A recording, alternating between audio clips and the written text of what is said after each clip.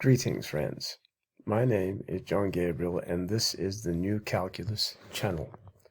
So today, I'd like to talk about something very interesting, a question that I've thought about often, but up till now, I haven't really resolved, but I'm inclined to think in one particular direction, and this is the question which one asks as follows: did the ancient Greeks know about the arithmetic mean?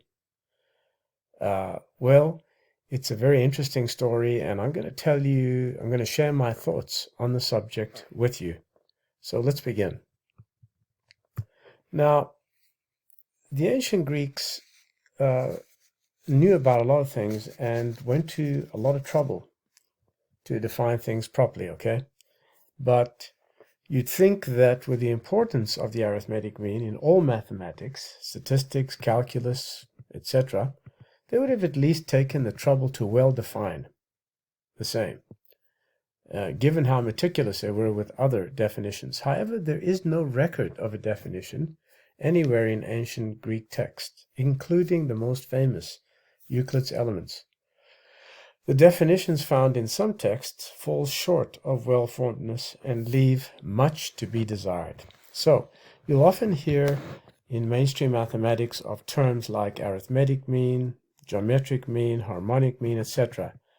But this is not a correct translation of the same ancient Greek ideas, okay? The Greeks referred, for example, to the golden mean as chrysitomi, okay? And chrysitomi literally means a golden section or a golden cut. It absolutely does not mean golden mean, right? So the cut or the section was translated as mean in English, which can take on many different connotations, with the general idea being an exact representative value of a group of values. In the following diagram that you'll see down here, the radius, this little radius here, or actually this part here that you see, where I'm pointing to as my cursor, is given by a minus b over 2, okay? And modern Greeks refer to the arithmetic mean as arithmetikos, mésos, όρος, okay? Which literally means an arithmetic middle term. But it's obvious that this is not a well-formed definition of the concept of arithmetic mean. Okay, and I'll get the red, what you see here in red is my definition, which is well-formed and which is the way it should have been defined. And of course, the arithmetic mean has nothing to do with the middle value or any middle value. Okay, so to say mésos όρος is completely wrong. Okay, an arithmetic mean is that value which would represent every value exactly in a given group of values if they were redistributed so that all are equal. Now, there's something very important about this redistribution process. If values cannot be redistributed, it makes no meaningful sense to take an arithmetic mean, because it won't tell you anything. So the above definition has nothing to do with the middle of anything.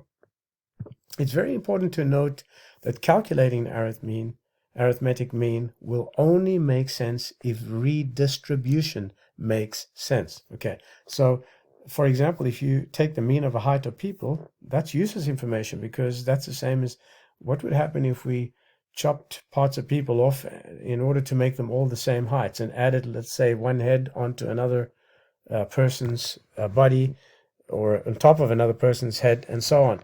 It's just totally stupid, totally absurd. For the same reason, a class average is also absurd, because students cannot share their marks. And it's amazing that millions of stupid teachers have been indulging in this pathetic process of calculating class averages. They don't tell you anything, okay? So it's hard to tell if the Greeks actually understood the arithmetic mean, but let's look at the places where it is referred to indirectly. And I think the most important one is Euclid's plane number, so that's the one I'll look at first. Euclid's plane number is in fact a product of two arithmetic means, but nowhere before the plane number is defined. In fact, the plane number is just defined as a product. It's not even defined as a product of two arithmetic means, but that's what it is.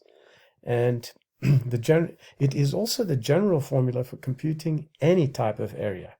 Okay, any area, irregular, plane area, surface area, you still need to compute area as a product of two arithmetic means. Of course, it gets more complicated as you move into vector calculus and surface areas, etc. But it still boils down to exactly the product of two arithmetic means. So it's tempting to think that the Greeks knew about the arithmetic mean, but in the case of plane number, it's assumed without any prior definition. Now, Aristotle actually said, by the mean of a thing, I denote a point equally distant from either extreme, which is one and the same for everybody. By the mean relative to us, that amount which is neither too much nor too little, and this is not one and the same for everybody. So, as you can see, that's really very, very obfuscated, and obviously Aristotle was having trouble defining the mean. And of course, to try and define it, as you see in the second paragraph, where you say let P be many and Q be few, then one takes the mean with respect to the thing if one takes K, where P minus K is equal to, I said 6 minus K, but what I meant to say there is the other number that is in a mean relationship with P, okay? So it's pretty obvious that Aristotle had trouble defining a mean, and we can dismiss his definitions as vague and lacking generality.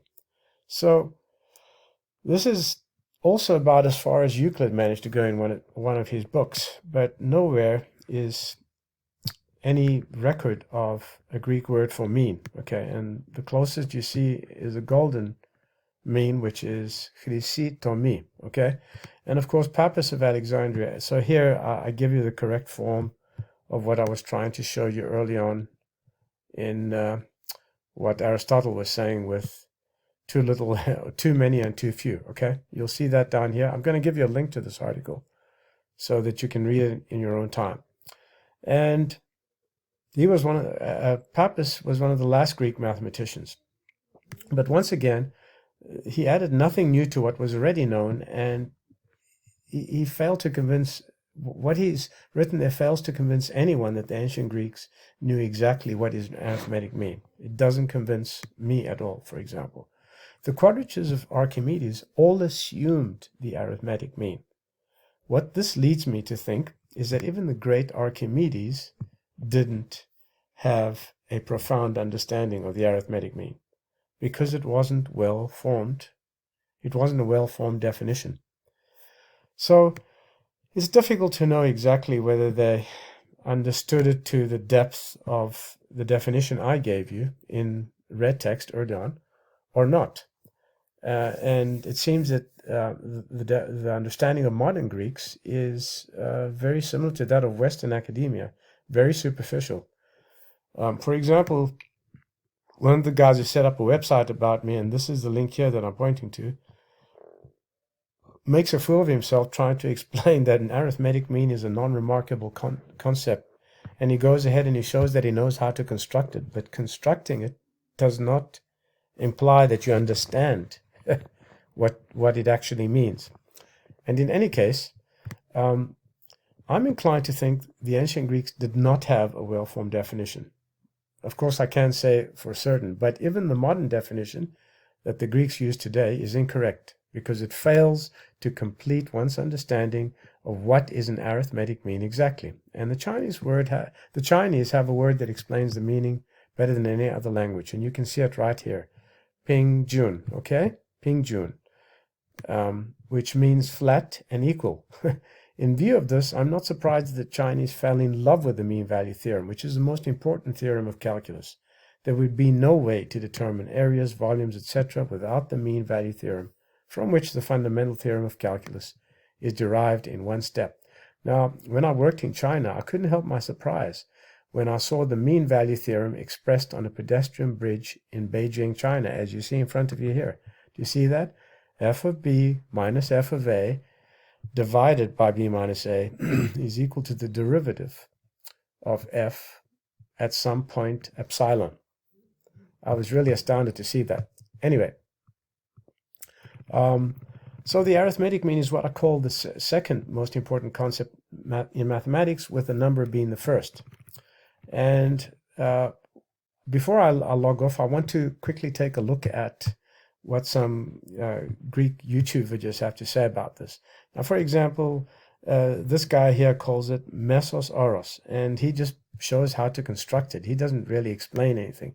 The first guy here says σταθμικός mésος, which I think means weighted average. Okay, and that's got really nothing to do with the plain arithmetic mean. It's a statistical weighted average. And of course, you go down along and you see some more videos, all basically superficial. And this guy here thinks that the arithmetic mean is just the middle value, which is totally wrong. He says μέσος όρος, μέση τιμή, με απλά λόγια. It literally is a middle term, middle value with simple words. Okay, so totally wrong. Okay, that's not what it is. And so just looking through quite a few of them, there's none of them that actually explain that these modern Greeks really understand the arithmetic mean. And of course, I did a slightly different search. Τι σημαίνει arithmeticos μέσος όρος, which translated means what does an arithmetic mean? And of course, you'll see that none of these videos, either by modern Greeks, and also some of them by professors and teachers of mathematics, actually explain anything that is deeper than what Western mathematicians know in the US, in Canada, etc. Okay, so not to waste any more time on that, let's just close that up. Please subscribe to my channel, download my free ebook, to which you see a link here. It is the most important mathematics book ever written. And if you want to understand something, I am the one to ask. I do know better than anyone else. I have never found another individual who has my depth of understanding or my ability to think clearly, my kind of clarity when it comes to mathematics. They're simply not on my level, not even anywhere close. And I'm almost 60 years old. I'll be 59 very soon. So I'm totally out of breath now, and my right eye is beginning to hurt. That's why I have it covered. And why I can't really produce long videos. So I apologize for that. Now, in the next video, I'd like to make a summary of the concept of limits, because I have several videos on limits, and I'm thinking of making a summary on that. So I'll probably do that sometime in the near future. In the meantime, I wish that all of you will stay safe and take care of yourselves, and hope to speak with you soon. This is the New Calculus channel. I'm John Gabriel. Till next time. Goodbye, folks.